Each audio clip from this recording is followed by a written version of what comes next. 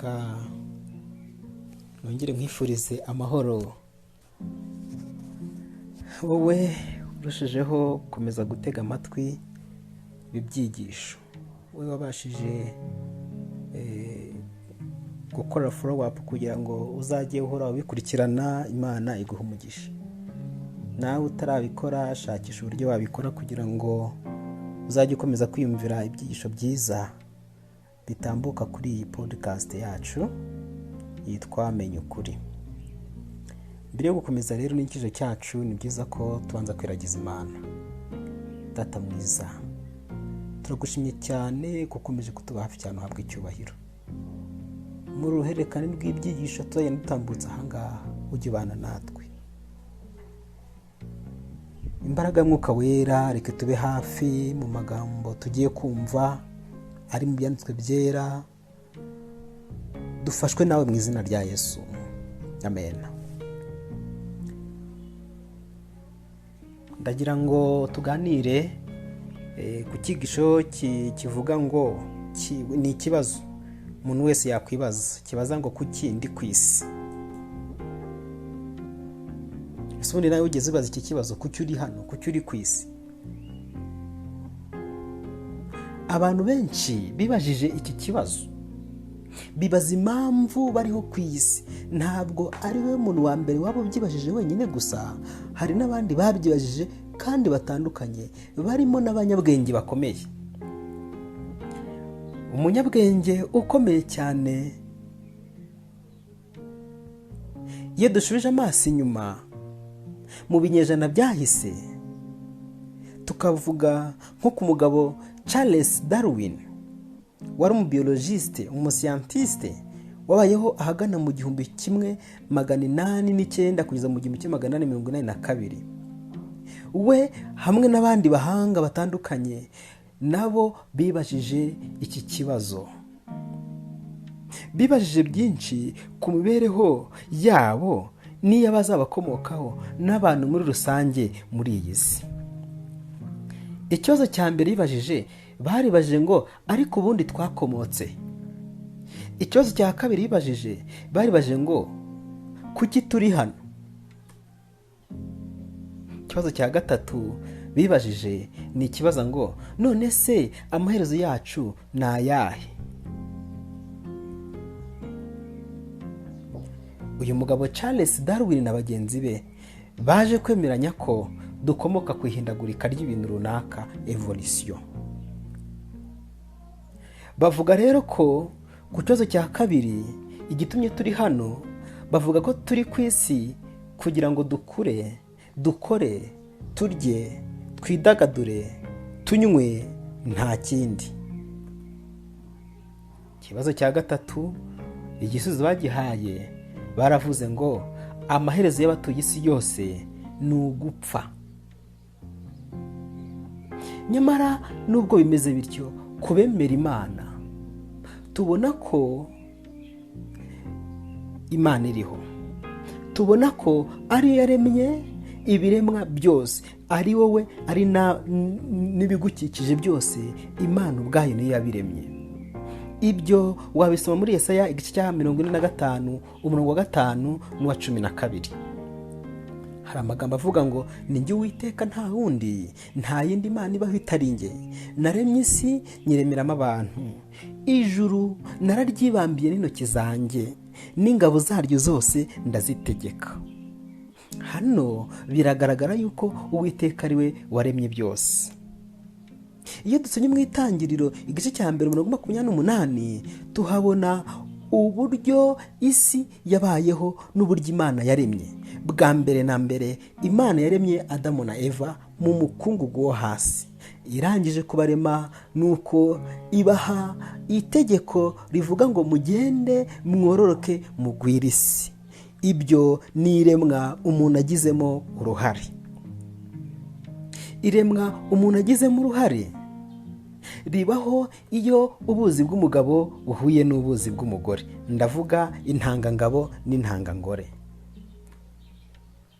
Nuko byamara guhura, umwana akaremerwa mu nda ya nyina, amagufwa akaza, inzara zikaza, umusatsi ukaza, amenyo akamera, amaguru akaza n'amaboko, kandi byatangiriye ku igi. Iyo dusomye amagambo ari muri Zaburi 139:15, tuhasanga amagambo avuga ngo nyiri urusoro, amaso yawe yarandebaga, mu gitabo cyawe handitswemo iminsi yanjye yose yategetswe itaravaho n'umwe.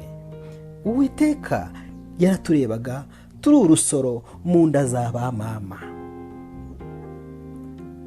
Yeremiya 1:4-8. Nuko ijambo ry'Uwiteka rinzaho riti, nakumenye ntarakurema mu nda ya nyoko, kandi nakwejeje utaravuka ngushyiraho kuba umuhanuzi uhanurira amahanga. Iri somo rirerekana ko Uwiteka tuzi na mbere y'uko tuvuka. Yesaya 43:3-4. Tuhasanga amagambo avuga ngo, mwese abona ahetse mukiri mu nda, nkabaterura mukivuka, nkabageza mu zabukuru, ndiwe muzarinda imvi z'uruyenzi nyibaheka, ninjye waremye, ninjye uzaheka, ni koko nzaheka kandi nzajya nkiza. Iri somo naryo rirerekana ko nubwo hari ubwigengesera ababyeyi bagize igihe bari badutwite.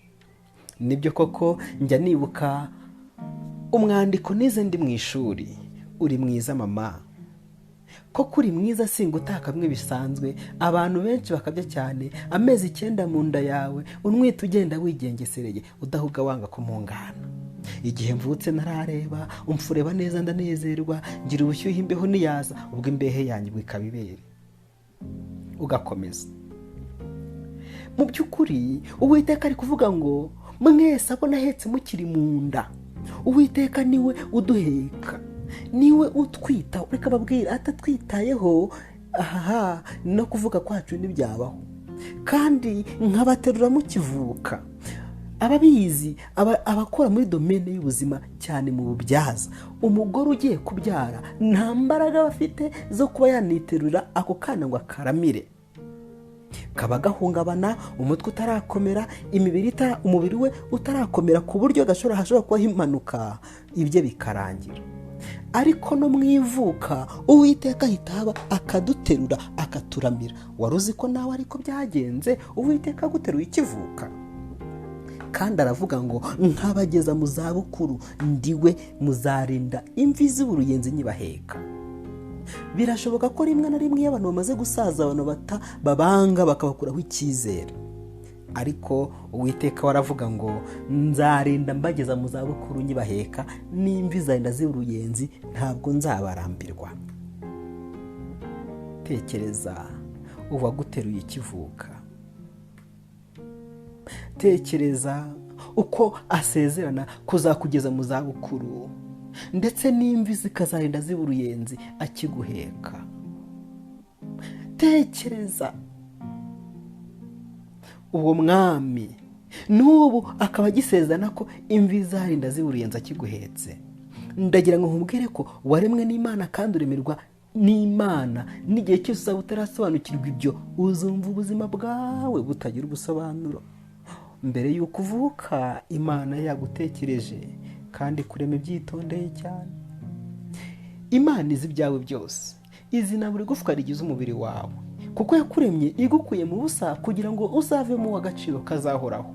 Waremwe kubaho by'iteka ryose. Zaburi 139:15. Ntabwo uri impanuka. Ushobora kuba warasamwe ababyeyi bawe batabyiteguye, ariko Imana ntabwo byayitunguye. Ushobora kuba waravutse batagushaka, Imana yo yaragushakaga. Ushobora kuba utaratekerezwaga, ariko Imana yo yaragutekereje. Ushobora kuba utarateganirijwe, ariko Imana yo yaraguteganirije. Imana yatoranije abo kukubyara, ibona ko ari bwo buryo kandi nta wundi wari bukubyare. Imana niyo yatoranije aho uzavukira n'ibara ry'uruhu rwawe, kabone n'ubwo uyu munsi waba witwa ikibazo mu muryango uvukamo. Ariko rata, sinabona uko ndondora ngo nkubwire uko Imana igukunda. Imana igukunda birenze urugero. n'aho ugeze niyo. Zaburi 116 umurongo wa 12 kugeza 14 hari amagambo avuga ngo ibyiza Uwiteka yangiriye byose ndabimwitura iki?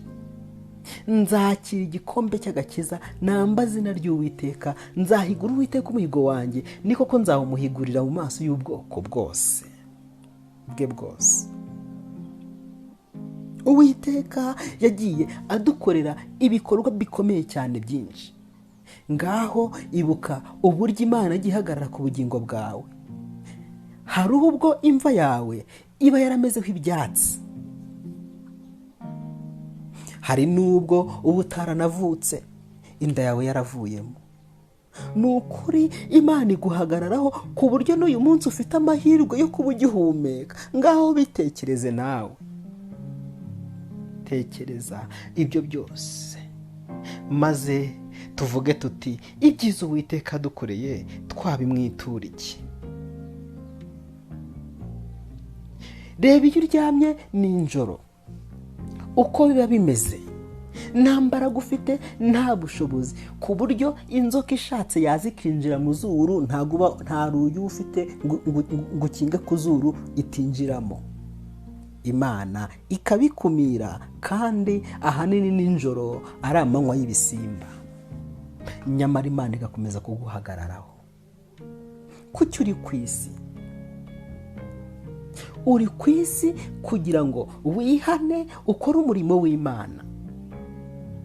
Wavutse kubera impamvu. Ntabwo kubaho kwawe uri hano ku isi wisanze ari impanuka. Hari umugambi Imana igufiteho. Umuntu umwe yigeze kumbwira ko impamvu Imana iturinda ari ukugira ngo tubeho, dukore, twihane, dukore umurimo wayo. Iyo ibyo binaniranye rero, nitwihane, nidukore n'umurimo wayo, iraturinda bisanzwe, ariko nk'uko isanzwe irinda abadayimoni. Uko niko yambwiye. Mu by'ukuri, kuki uri hano ku isi? Kuki wavukiye muri uriya murenge, muri kariya kagari, muri uriya mudugudu, mu rugo rwo kwa kanaka, akaba ariho uvukira? Mu by'ukuri hatitawe kureba aho wavukiye, akarere, umurenge, umudugudu n'akagari, naho utuye ubu ngubu. Icy'ingenzi ni uko wavutse, kandi wavutse kubera impamvu. Twabonye amasomo menshi cyane abigaragaza. Wavutse kubera impamvu, kandi impamvu nyamukuru kurenza izindi zose ni ukugira ngo ukorere Imana, ukore umurimo wayo, wihane. Nibyo umunyezaburi yavuze. Aravuga ngo ibyiza Uwiteka yangiriye byose ndabimwitura iki? Ushobora kuvuga uti njyewe nta n'ibyo yangiriye, ariko n'umwuka uhumeka, no kubasha kuvuga bigakunda, no kubasha kumva bigakunda, ubwabyo ni agaciro gakomeye cyane. No kuburya ibiryo bikamanuka, igifu kikabona imbaraga zo kubikanyuzamo ibitunga umubiri, nayo n'andi mahirwe. Kubujya ku musarane bigakunda, n'andi mahirwe. Ibuka ko hari abandi bafite sonde, barimo bibaza nayo impamvu bari ku isi. Ndagira ngo nkubwire ngo nubwo waba uri mu bibazo bikuremerereye, nubwo waba uri mu gahinda n'ishavu bikomeye, ariko uri ku isi kubera umugambi runaka no kubera impamvu runaka, kandi umugambi Imana igufiteho ni umugambi mwiza. Ndagira ngo nkusabe ngo urusheho kwegera Imana cyane, urusheho gusenga Imana cyane, uyisaba kugira ngo iguhishurire icyo ukwiriye kuba ukora aho ngaho uri. Iyo si wisanzemo n'iki Imana igushakaho, maze wubahirize ubushake bw'Imana mu izina rya Yesu. Dusenge.